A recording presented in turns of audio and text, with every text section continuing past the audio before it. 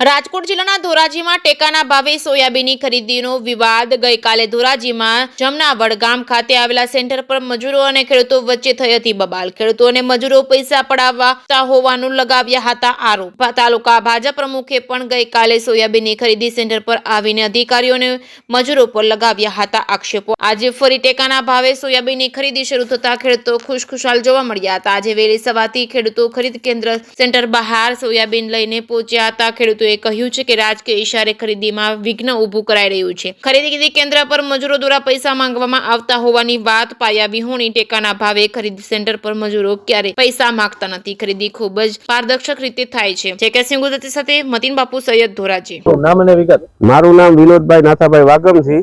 હું જમનાવડનો ખેડૂત છું. કાલે અમે સોયાબીન નાખવા નાફેરમાં આવેલા એટલે મજૂરે અમારી પાસેથી 200 રૂપિયા લીધા. તો મજૂરે શા માટે લીધા? અને આજે જમનાવડના 17 થી 18 વકલ આવ્યા તો બધા પાસે પૈસા માગે છે. શા માટે ખેડૂત પાસેથી મજૂર પૈસા માગે છે અને માલ રિજેક્ટ કરે છે? અમુક માલ તો 10% ડેમેજ માલ છે. બતાવું તમને અત્યારમાં 10% ડેમેજ માલ ભરેલો છે. કેવા પૈસા શા માટે માંગે? ખેડૂતને કે તમે અમને બોરી પલટાવી દો અથવા કે તગરે અમને બોરી ભરી દો. તો અમારે બોરી ભરવી હોય તો અમે ગોડાઉને જતો નાખી જાય. હવે અમે ફરિયાદ તાલુકા પ્રમુખ ને કરી છે.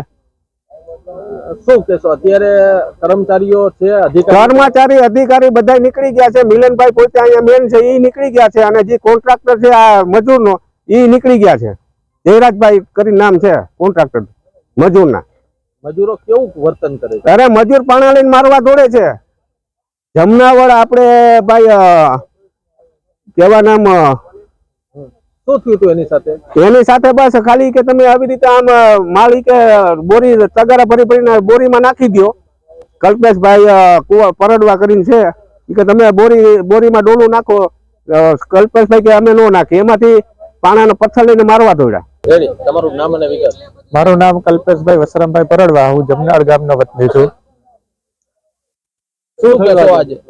આજ રોજ અમારો ખેડૂતનો નાફેડ નોંધણી કરાવેલ સોયાબીનનો વારો હતો. તો અમે સોયાબીન નાફેડની સૂચના મુજબ લૂઝ સોયાબીન લઈ આવવાના અને ઢગલો કરીને એ લોકો તોલશે એવી નાફેડની નિયમ છે. તો અમે લૂઝ સોયાબીન લઈને અમારો અહીંયા વાહન છે એ ઊભું રાખ્યું. તો લૂઝ સોયાબીન હોવાને લીધે મારો લગભગ 1.5 કલાકે વારો ન લીધો. મારી પાછળના 15-20 ખેડૂતો છે એના પેલા તોરાઈ ગયા. એના બોરી વાળા સોયાબીન હતા. મને કે તમારા સોયાબીન નહીં જોખાઈ જાવ, તમારે થાય કરી લેવું. એટલે મેં કીધું કે તમારા સોયાબીન જોખવા હોય તો 500 રૂપિયા આપવા જો હે. અને મારી આજુબાજુના બધા ખેડૂતો પાસે 500 રૂપિયા માંગ્યા. જો તમે પૈસા નહીં આપો તો તમારા સોયાબીનમાં અમે ધૂળ નાખી અને તમારા સોયાબીન છે અમે રિજેક્ટ કરાવશું. આજે શું કહેશો? ખરીદી બંધ થઈ ગઈ છે? અધિકારીઓ ક્યાં છે? આજ રોજ અધિકારીઓ બધા તાળા મારીને ભાગી ગયા છે. નાફેડના ગુજકો માર્શલના સાહેબ પણ છે, કોઈ જવાબ આપવા તૈયાર નથી. એને તો પોતાને ખબર નથી કે કોણ અહીંયા કોન્ટ્રાક્ટર છે. જેને ધ્યાન રાખવાનું છે એને જ ખબર નથી કોણ કોન્ટ્રાક્ટર છે અને કોણ અહીંયા કામ કરે છે.